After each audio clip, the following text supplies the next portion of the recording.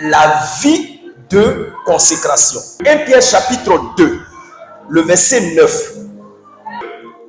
Tout chrétien baptisé dans le Seigneur est consacré à Dieu parce qu'il appartient au corps du Christ. Donc, il est consacré au Seigneur. Par notre baptême, nous entrons dans la grande famille de Dieu, c'est-à-dire la famille des chrétiens. Nous devenons chrétiens. Et étant chrétiens, nous ne nous appartenons plus nous-mêmes. Nous appartenons à Dieu. Nous sommes consacrés au Seigneur.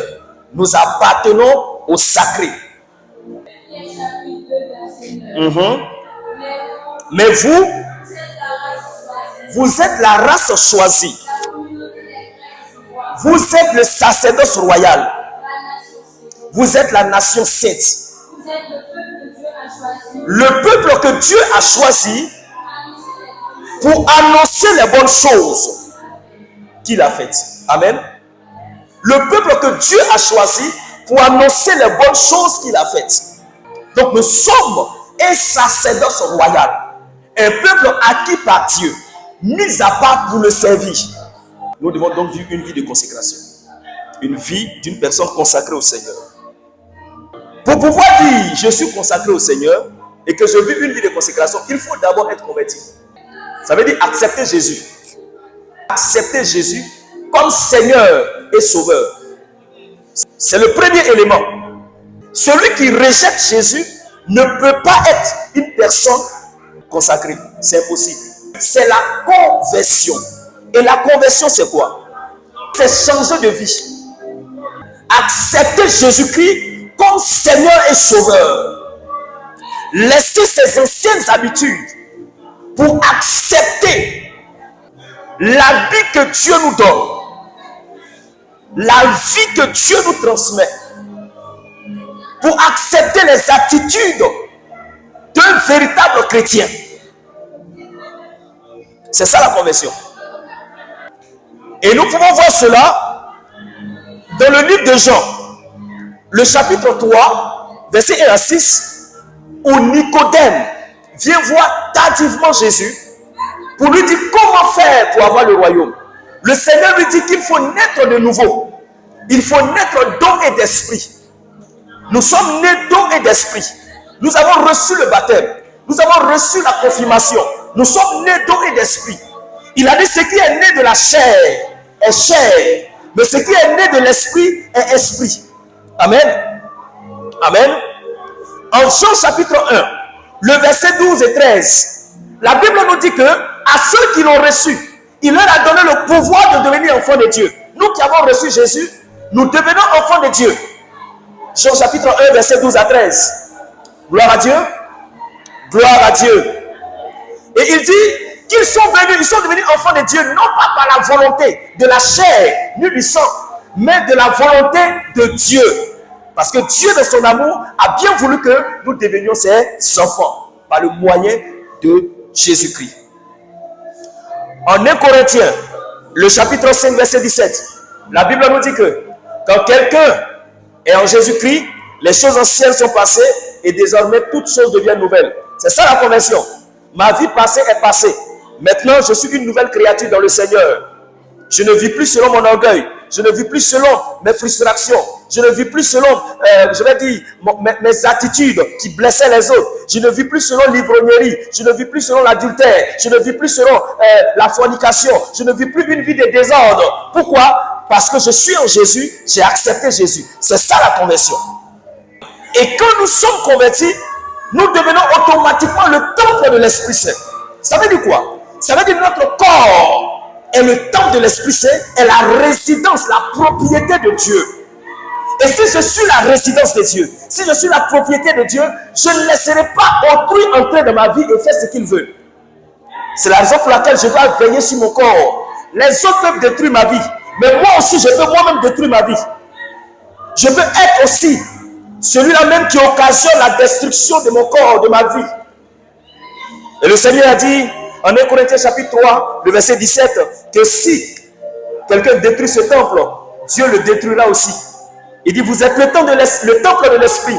Ne le savez-vous pas? Mais si quelqu'un détruit ce temple, Dieu le détruira aussi. Ça veut dire que si par ma vie de négligence, je gâte mon corps, je détruis le temple de l'esprit que je suis, Dieu me détruira aussi. Dieu me détruira comment? Frères et sœurs, tu vas prier, mais tu ne vas pas exaucer. Pourquoi? Tu montes des affaires, ça n'avance pas. Tu fais des projets, ça ne voit jamais le jour. Vous comprenez? C'est-à-dire Dieu lui-même, au lieu de favoriser le succès, la réussite de tes activités, bon, il enlève sa main dedans. Ok, il enlève sa main dedans. Jésus a dit, le diable ne vient que pour détruire. Donc le diable vient et il détruit tout ce que tu entreprends. Et tu dis, mais je prie beaucoup, je gêne beaucoup, je prie beaucoup, je vais toujours à l'église. Mais comment se fait-il que tout ce que moi j'entreprends là, ça ne réussit pas? Pendant que le païen qui est à côté, quand il entreprend ces choses, ça réussit. Bien aimé, tu vas à l'église, c'est vrai. Tu pries beaucoup, c'est vrai. Mais est-ce que tu vis l'évangile? Est-ce que tu marches selon la parole de Dieu? Priez beaucoup là. Jeûnez beaucoup. Allez beaucoup à l'église, c'est bon. Parce que ça nous aide. Ça nous aide à quoi? À mieux vivre la vie chrétienne. Tu viens à l'église, c'est vrai. Mais c'est pour changer de vie. Tu viens à l'église, c'est vrai. Mais c'est pour apprendre à connaître le Seigneur. Donc on ne vient pas à l'église pour venir juste comme un effet de mode. Vivre notre vie comme on veut. Non. On vient à l'église pour apprendre à connaître le Seigneur. Apprendre à marcher conformément à la parole de Dieu. Quelqu'un va dire Amen? C'est ça la conversion. Donc j'ai parlé de ce premier élément-là. J'ai parlé encore d'un deuxième élément. J'ai parlé de l'alliance. Une vie de consécration engage Dieu dans ta vie et t'engage aussi dans les affaires de Dieu. Une véritable vie de consécration engage Dieu dans ta vie et en même temps t'engage dans les choses de Dieu. Quand je dis je suis consacré au Seigneur, ça veut dire j'appartiens au Seigneur. Je ne fais rien de moi-même sans consulter d'abord Dieu. Je ne prends pas de décision sans voir si cela va plaire à Dieu ou pas. Tout ce que je pose comme action, j'évalue un peu pour voir est-ce que ça plaît à Dieu. Amen. Donc je suis en alliance avec Dieu. Ça m'engage à m'intéresser aux choses de Dieu. Et comme je suis en alliance avec Dieu, ça engage aussi Dieu à s'engager dans ma vie. Quand on parle d'alliance, on parle d'alliés. Ça veut dire que nous sommes des alliés. L'exemple de certaines alliances, de certaines personnes, certains pays qui sont en alliance. Et quand l'un des pays est attaqué, les autres pays viennent en renfort pour venir aider ce dernier-là à sortir victorieux de l'attaque. Donc quand tu vois que dans ta marche avec le Seigneur, tu n'es pas engagé dans les choses de Dieu. On dit, la paroisse a besoin peut-être des personnes pour venir faire tel travail. Moi, je ne me sens pas concerné. Vous voyez un peu? On dit par exemple, il y a évangélisation. Moi, pour moi, je ne me sens pas concerné. Je ne sais pas si vous voyez un peu. Mais quand moi, ma vie tourne en rond, je trouve que Dieu doit être concerné. Est-ce qu'on est en alliance? Est-ce qu'on est en alliance? Ce qui concerne ma vie, je trouve qu'il est concerné. Seigneur, vois ma vie. Tu ne vas pas me laisser comme ça. Seigneur, je suis ton enfant. Il faut essayer d'agir dans ma vie. Mais quand la maison de mon père a besoin de moi, je tourne le dos à mon père. Mais quand moi j'ai besoin de lui, je lui impose. Et puis je lui rappelle que lui, il est mon papa, que moi je suis son enfant. Mais un vrai enfant obéit d'abord à son père. Et c'est quand le cœur du père est réjoui qu'il bénit le fils.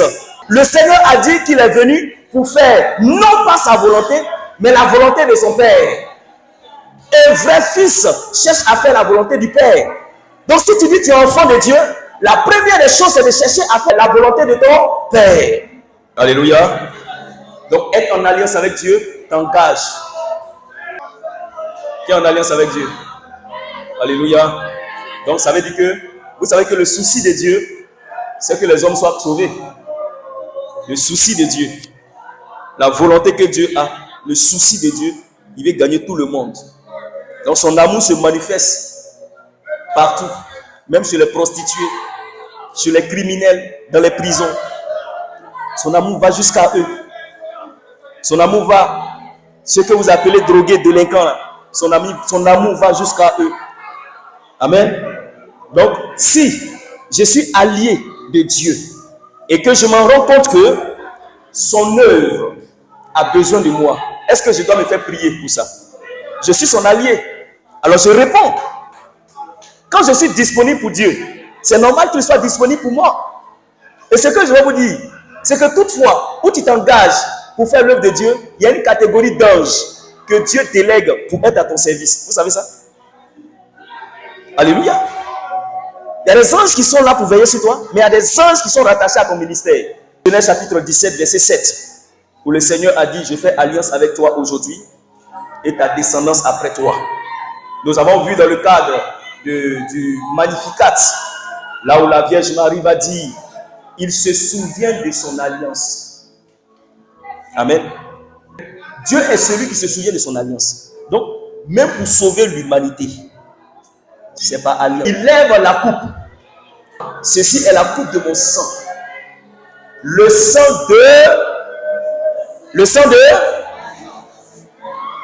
de l'alliance nouvelle et éternelle. Donc cela veut dire qu'il y a ancienne alliance. Dans l'Ancien Testament, nous avons vu Noé. Le Seigneur a fait alliance avec Noé. Et le signe de l'alliance avec Noé, c'était quoi? L'arc-en-ciel. Amen.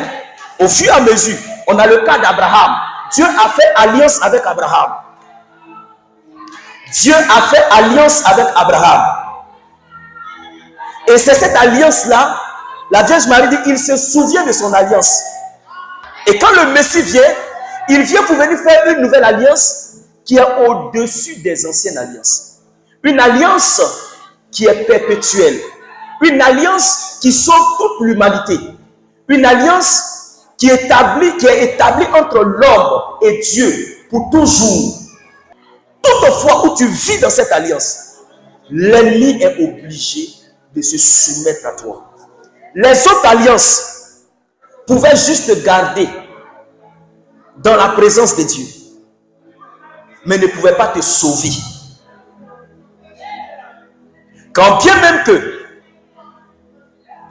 Abraham ait fait alliance avec Dieu, quand il est mort, il était au séjour des morts.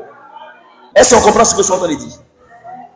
Mais l'alliance qui libère définitivement et qui nous ouvre les portes du ciel, c'est l'alliance qui a été établie par notre Seigneur Jésus-Christ par sa mort sous la croix. Lorsque son sang est versé, la Bible dit que le tombeau des saints s'ouvrit et ils ont même vu les saints se promener dans la Sainte Ville. Cette alliance est plus puissante que les anciennes alliances.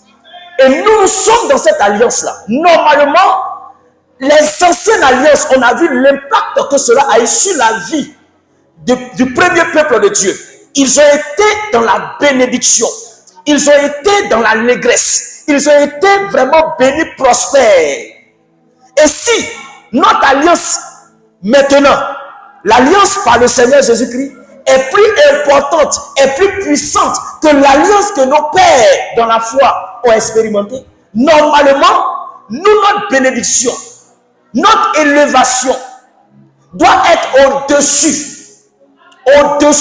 de ce qu'eux ils ont vécu.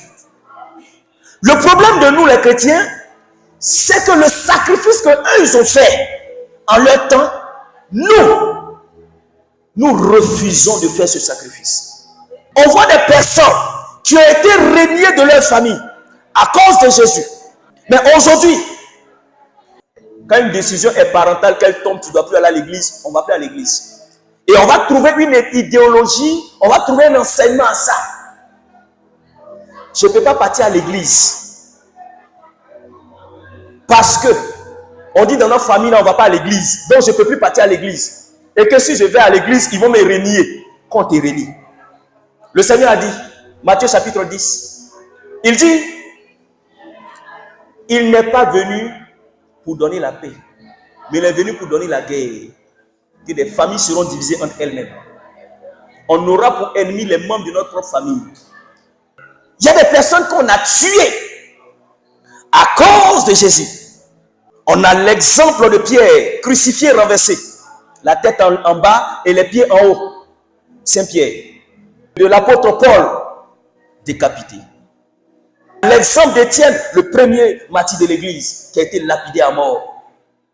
On a l'exemple de Jacques, aussi décapité. On a l'exemple de Jean. Ils ont versé de l'huile sur lui, huile chaude. À cause de Jésus. Mais regarde-nous. À peine on nous a refusé une cuillère de riz. On dit, on est fâché. On dit, il ne faut pas en partir à l'église. Parce que si tu vas à l'église, tu ne mangeras pas ce soir. Alors que je ne mange pas. Si tu vas à l'église, tu n'auras plus droit à ton argent de poche. Alors que je ne reçois plus. C'est aussi pour moi mon sacrifice. Je vais à l'église, on ne me donne plus mon argent de poche, mais je vais à l'église. Vous voyez le sacrifice qu'on fait? Il y a toujours un sacrifice. Dans l'alliance, il y a un sacrifice. Pour faire l'alliance nouvelle entre Dieu et les hommes, Jésus a fait le sacrifice. Pour être dans une alliance, il faut un sacrifice. On va ensemble prendre le psaume 50, verset 5. Donc, ceux qui n'aiment pas faire d'efforts pour Dieu, pour les choses de Dieu, sachez que c'est dangereux parce que vous êtes trop dans votre zone de confort, vous êtes à l'aise. Psaume 50, verset 5. La Bible nous dit quoi? Psaume 50, verset 5. Il dit, rassemblez devant moi mes amis fidèles. Ceux qui ont fait une alliance avec moi en offrant un sacrifice. Donc ceux qui ont fait une alliance avec moi par le sacrifice. On ne fait alliance avec Dieu que par le sacrifice. Tu lui as offert quoi? Je ne parle pas de ton argent. Parce que Jésus s'en fout de ton argent. Il parle de ton cœur. Il parle de ta vie. Il parle de toi. Toute offrande que tu peux donner à Dieu, ça peut embellir l'extérieur. Tu viens, tu dis, Modé, on a acheté un nouveau micro pour toi. Ça, c'est l'extérieur. Amen. Ah, Modé, on veut apporter une décoration dans l'église. Ça, c'est bien beau. Mais si tu fais toutes ces choses et que chez toi, à la maison, tu es insupportable, ton offrande ne vaut rien. Si tu fais toutes ces choses et que tu n'es pas capable d'aimer ton prochain, ce que tu as donné ne vaut rien. La qualité d'une offrande est rattachée à la qualité de la vie de la personne qui offre. Si ta vie a une qualité, aux yeux de Dieu, ton offrande aura une qualité, quelle que soit la quantité. Ce n'est pas la quantité que Dieu regarde, mais il regarde plutôt la qualité de ton cœur. Pas la qualité de l'offrande. La qualité de l'offrande est rattachée à la qualité de ta vie. Si ton offrande brille, que ton cœur est sombre, les ténèbres de ton cœur vont assombrir l'éclat de ton cadeau. C'est important de comprendre que ce n'est pas toutes les offrandes que Dieu agrée. Parce qu'il cherche d'abord ton cœur. Donc quand nous sommes en alliance avec Dieu, nous y mettons notre cœur. Et le Seigneur dit, rassemblez devant moi mes amis fidèles. On va dire, mais ces amis fidèles-là, qui sont ces amis fidèles-là? Il dit, ceux qui ont fait alliance avec moi par le sacrifice. Ceux qui ont fait alliance avec moi par le sacrifice. C'est ceux-là, mes amis fidèles. Le psaume 127. Quand nous allons lire les amis fidèles de Dieu, leur récompense. Voilà pourquoi je dis, il faut chercher à être un ami fidèle. C'est-à-dire, il faut vivre une vie sacrificielle qui plaît à Dieu. Une vie où tu fais des efforts quotidiennement pour plaire à Dieu. Si le Seigneur ne construit pas la maison, les maçons travaillent pour rien. Si le Seigneur ne garde pas la ville, le gardien la garde pour rien. Pour rien. Vous vous levez très tôt. Pour rien. Vous vous couchez très tard. Pour rien. Vous vous fatiguez à gagner votre nourriture. Le Seigneur en donne autant à son ami très cher pendant qu'il dort. La Bible dit que pendant que l'ami de Dieu dort là, c'est que toi, quand tu es éveillé, tu te lèves très tôt le matin, tu te couches tard, tu souffres pour avoir ta nourriture. La Bible dit, tu fais ça parce que ce n'est pas le Seigneur qui a bâti la maison de ta vie. Mais pendant que toi, tu es en train de souffrir pour faire tout ça là, l'ami de Dieu dort et puis c'est Dieu qui fait ça pour lui. Ah, les gens n'ont pas compris pourquoi le Seigneur a dit, venez à moi, vous tous qui peinez, qui êtes chargés, et je vous donnerai le repos. Oui, les enfants de Dieu ont droit au repos de Dieu. Le repos de Dieu, c'est la paix du cœur. Le repos de Dieu, c'est la joie de vivre. Le repos de Dieu, c'est de voir ses projets se réaliser, ses enfants réussir, sa famille s'entendre. C'est ça le repos de Dieu. Mais il te faut faire un sacrifice. C'est de vivre pour Dieu. C'est ça la vie de consécration. Je ne m'appartiens plus, comme Paul le dit. Si je vis, ce n'est plus moi qui vis, c'est Christ qui vit en moi. Et si Christ vit en moi, qu'est-ce qui me serait impossible? Qu'est-ce qui me serait impossible? Oh oui, l'apôtre Paul pourra dire, je puis tout par celui qui me fortifie. Je peux tout faire. Je peux tout réaliser par celui qui me fortifie. Et qui me fortifie? C'est Jésus. Et plusieurs personnes ont pris leur dossier, leur diplôme, leur relation pour les choses qui les fortifient. Oh oui, Paul n'a pas dit, ce sont mes diplômes qui me fortifient. Paul n'a pas dit, ce sont mes relations qui me fortifient. Paul dit, c'est Christ qui me fortifie. Et puisqu'il me fortifie, je puis tout. Je peux tout réaliser. Parce qu'il est là. C'est lui qui me fortifie. C'est lui qui permet cela. Je parle à quelqu'un? Tu es avec moi, tu fais ça? Alléluia.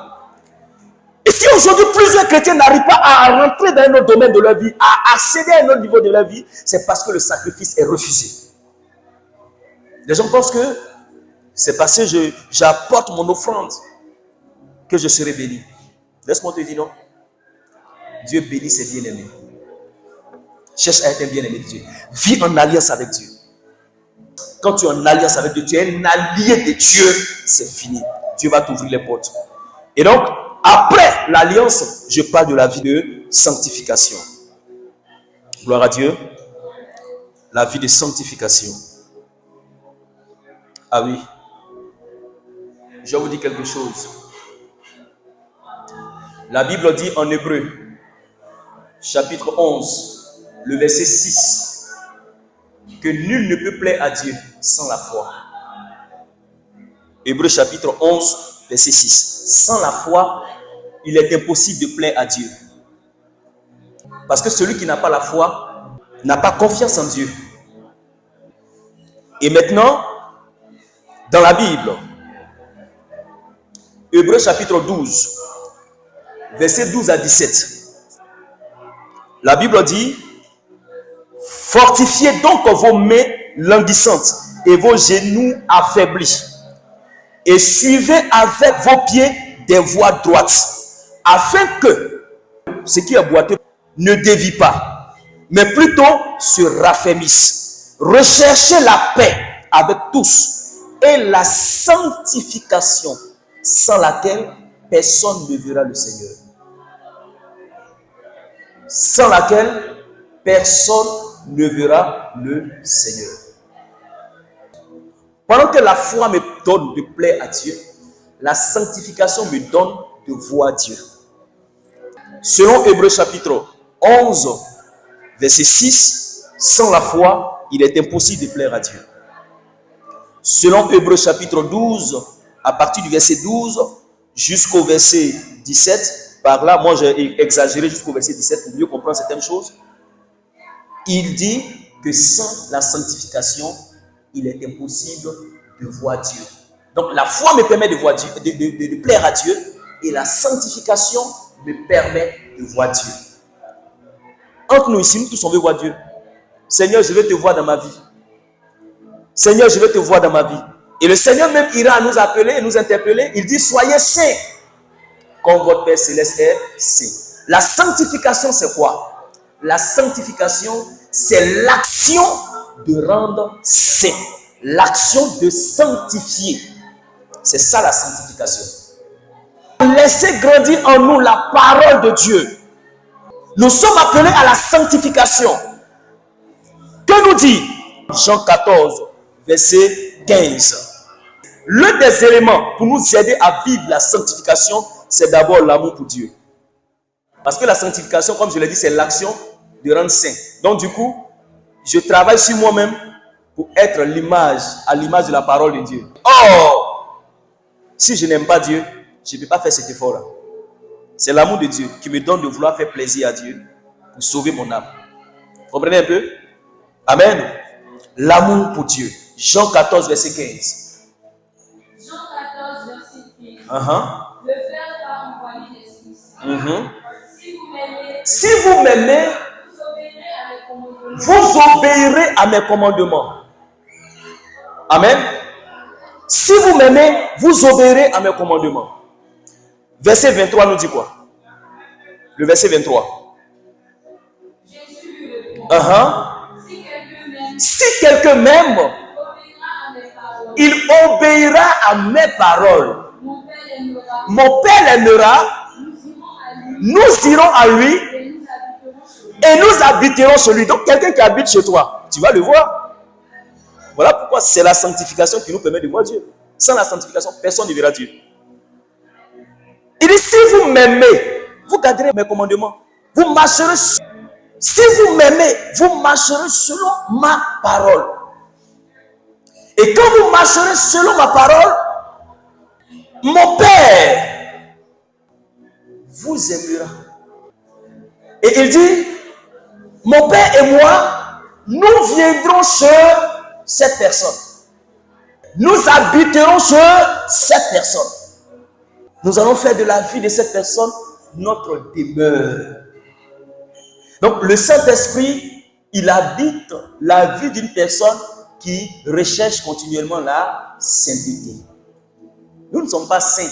Voilà pourquoi on dit, vive ta vie de sanctification. Nous ne sommes pas saints. Au terme propre du mot, nous ne sommes pas saints. Mais comme je l'ai dit, sanctification, c'est l'action de rendre saint. Donc, quand on dit vis ta vie de sanctification, ça veut dire on vit une vie où chaque jour on se corrige pour être encore meilleur qu'hier. Ce que nous étions hier. Les gens ont dit, peut-être que j'aime insulter les gens. Je commence à travailler dessus pour ne plus injurier les personnes. Vous voyez un peu? Les gens disent peut-être que je regarde mal. Je commence à travailler dessus pour ne plus regarder mal. Est-ce qu'on comprend un peu? Chaque jour, c'est ça l'action de me sanctifier. Donc la sanctification. C'est un travail continuel que je fais chaque jour dans mon quotidien. Dis amen si tu me comprends. Voilà. Donc le Seigneur dit, mon Père et moi, nous viendrons habiter chez cette personne. Pourquoi? Le Seigneur habite en nous par quel moyen? Par le don de son esprit. C'est par le don de son esprit que le Seigneur habite en nous. Par son Esprit Saint. Il habite dans l'église par son Esprit Saint. Il habite dans le cœur de l'église par son Esprit Saint. Il habite dans la vie des chrétiens par son Esprit Saint. Parce qu'on travaille à notre sanctification. Alléluia. Est-ce qu'on comprend ce que je suis en train de dire?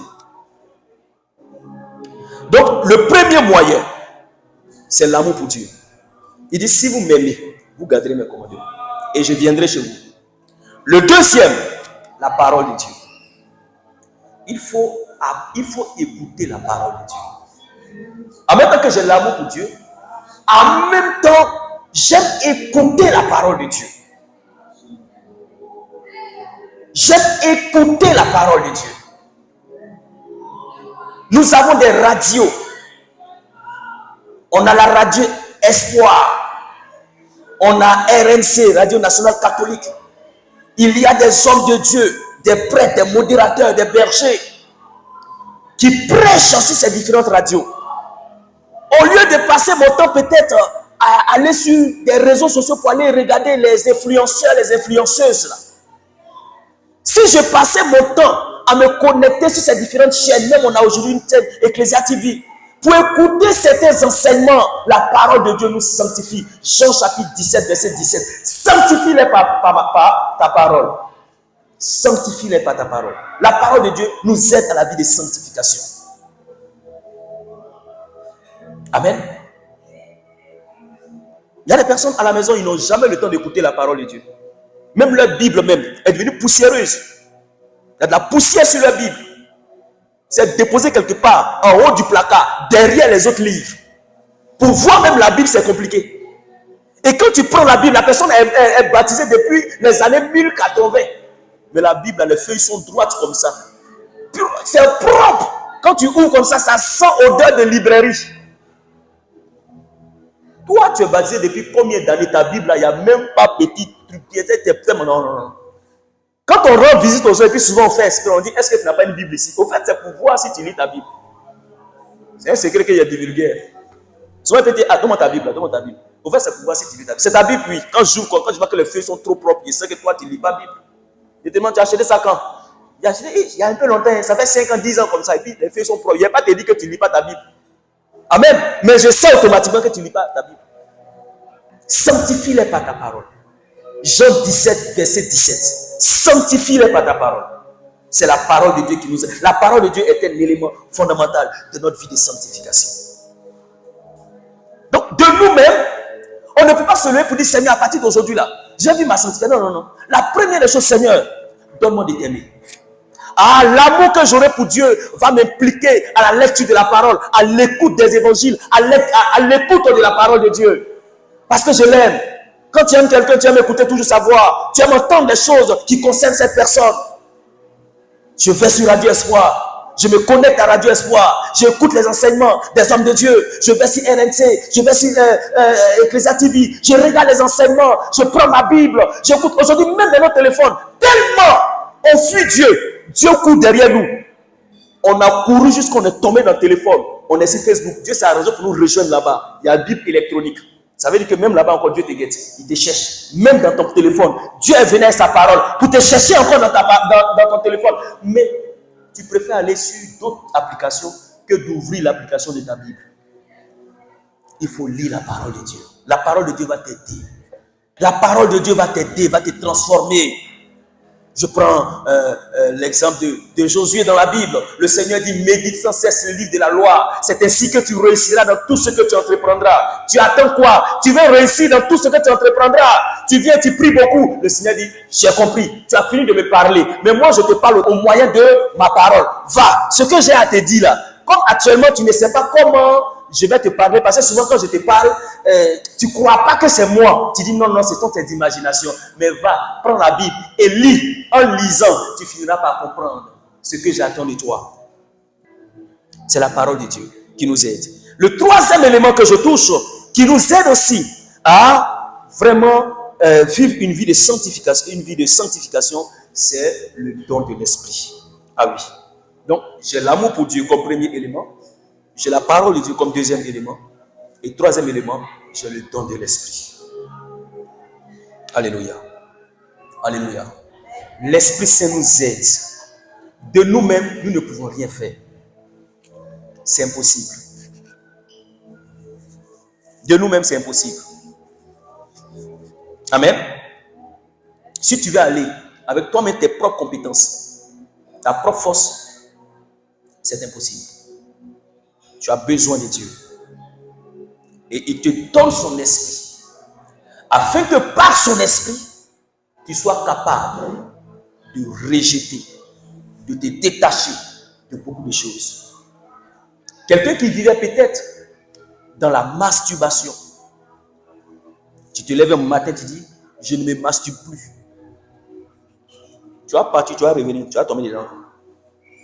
Mais le jour où tu vas dire, Saint-Esprit, aide-moi à sortir. Le Saint-Esprit va t'aider. Tu vis dans la débauche. À partir d'aujourd'hui, je quitte dedans. C'est là même tes amis qui t'aident même à vivre cette vie de débauche vont beaucoup t'appeler. Champion, tu es où? Ah, on est dans le maquis là, à côté là. Ah, il y a les sœurs en Christ qui sont avec nous là. Tu peux venir. Hein? Amen. Et les saints en Christ aussi sont là-bas avec les habits. Hein? Voilà. Pour inspirer la débauche. Lui aussi, quand il vient, il dit, j'ai fini de faire mon rosaire, Seigneur, protège-moi. Donc, il va en tant que gros bras. Il est trop spirituel. Quand il arrive là-bas, il y a une fille en Christ qui lui donne vertige en même temps. L'onction a disparu. Alléluia. L'onction a disparu en même temps. Le frère en Christ a tout perdu. Il n'a plus de vision. Alléluia. Mais quand le Saint-Esprit est en toi, la Bible dit que tout lieu où ton pied foulera, ce lieu sera ta possession. Au fait, tes amis, tu vas aller les rencontrer. Mais quand tu vas arriver là-bas, là, ils seront étonnés, ils seront surpris du fait que leur causerie ne tourne que autour de la parole de Dieu. Parce qu'au fait, il y a un fils de Dieu qui est là. Il ne peut pas parler d'autre chose. Même quand ils veulent sortir, ils ont l'impression que la causerie redescend encore dans la parole de Dieu. À la fin, c'est toi qui finis par les gagner. Parce que l'Esprit Saint est en toi. Est-ce que tu comprends ce que je suis en train de dire? Mais si l'Esprit Saint n'est pas en toi, quand tu arrives là-bas, la sœur en Christ va te convertir. Il y a longtemps, tu vas la suivre quelque part là-bas. Amen. La sœur en Christ aussi, tes copines aussi peuvent t'inviter. Hein. Ah, il y a des petits beaux gosses qui sont arrivés dans les parages là. On attend, prends un pot ici. Tu te lèves, tu as fini de faire ton rosaire. Et puis tu t'en vas comme ça de toi-même. Tu arrives là-bas net. Il y a un petit de la Riviera là, qui te regarde avec un clin d'œil là. Amen. Il y a un parfum qu'il a mis avant de venir là. Quand toi-même tu sens ça comme ça, tu vois, les baboules le disent, ça dit, ça descend dans ton cœur comme ça. Le Saint-Esprit là. Amen. L'onction disparaît. Alléluia. Et en ce moment précis là, tu t'assois, tu dis, le Seigneur, tu es bon. Voilà l'homme de ma vie. Amen. À nous aller pour la débauche encore. Attention. Mais quand le Saint-Esprit t'inonde, quand le Saint-Esprit remplit ton cœur, quand tu arrives quelque part et que tes copines te disent, oh, on a envoyé des beaux gosses ici, il faut venir, on va voir comment te connecter à quelqu'un. Quand tu t'assois, tu es étonné qu'on a changé toutes les bières en sucrerie. Parce que l'onction qui est sur toi là, ça va toucher le cœur de tous ceux qui sont là. Il ne peut pas t'amener ailleurs. C'est toi qui vas le conduire là où tu veux partir. C'est ça, on dit, là où ton pied foulera, ce lieu t'appartient. Ce n'est pas seulement affaire de onction, sorcier. Non, non. C'est aussi ça. Influence, impacter. On dit ces jeunes filles là, quand elles sont ensemble comme ça, elles font rien du bon. Quand toi tu arrives dans le groupe, tout le monde est sanctifié. Toutes les filles là vont à l'église. Elles sont engagées dans l'église et tout. Satan dit, ouais. Jusqu'à même, on dit, la fille là, elle est bien. Son influence est bonne. Il y a des personnes, quand elles entrent dans un groupe, elles gâtent tout. Il y a des personnes, quand elles sont amies avec ton enfant, c'est fini. Ton enfant ne va plus te respecter. Mais il y a des personnes, quand elles sont amies avec tes enfants, c'est la paix. Les enfants changent automatiquement. C'est ce qu'on dit, là où ton pied fout, ce lieu t'appartient. C'est l'autorité que le Seigneur nous donne. Il dit, je vous ai donné le pouvoir de marcher sur les serpents et sur les scorpions et sur toutes les forces de l'ennemi et rien ne pourra vous nuire. Rien. Esprit de papatoya, rien.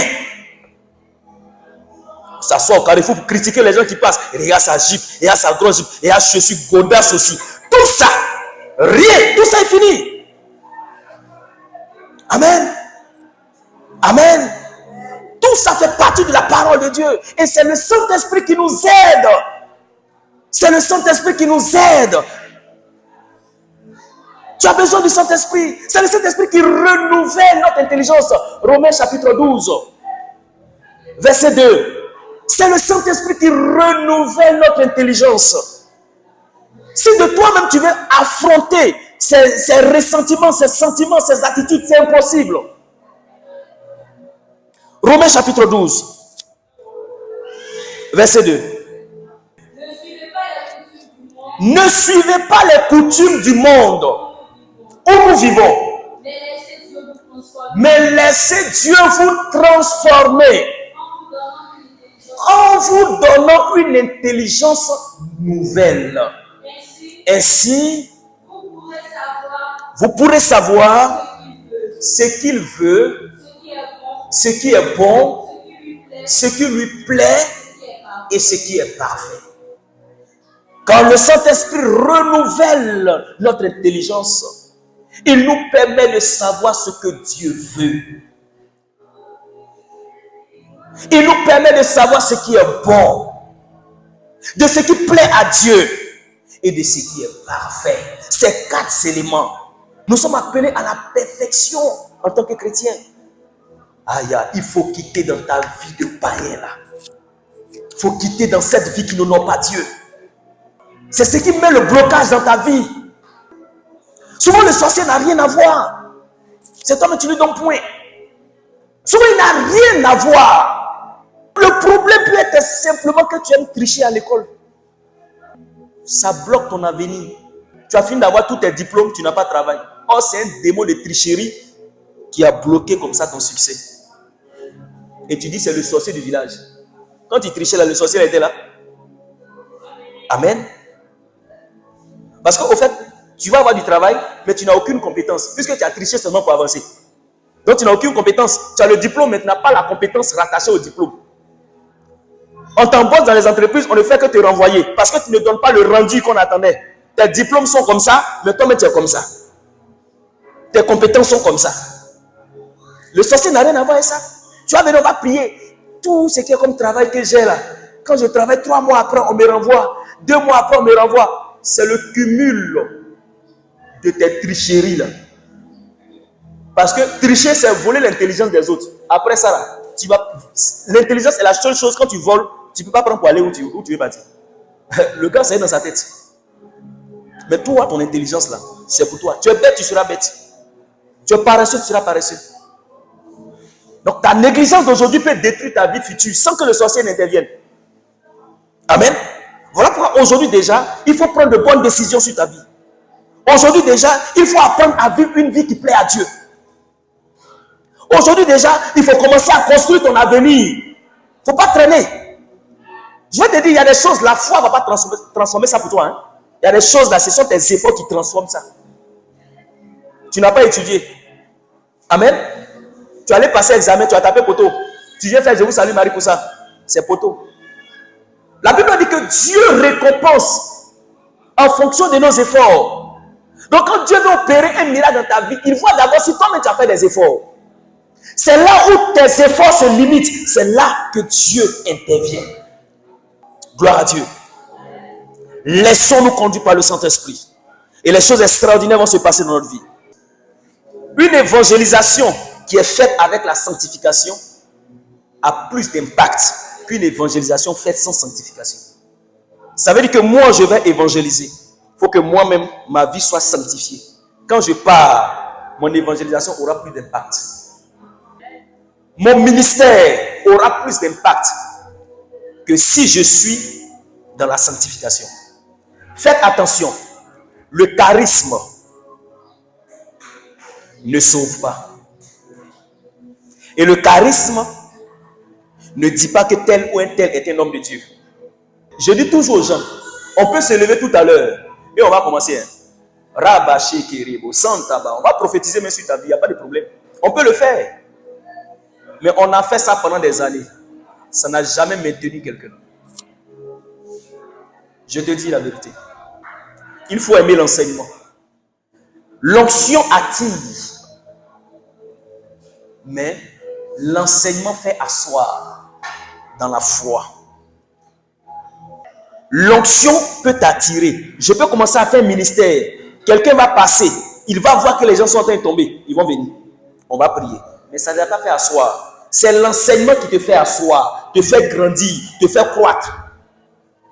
Donc si vous vous focalisez sur le charisme d'une personne, pour dire que cette personne aura le paradis, tu as tapé pour tout.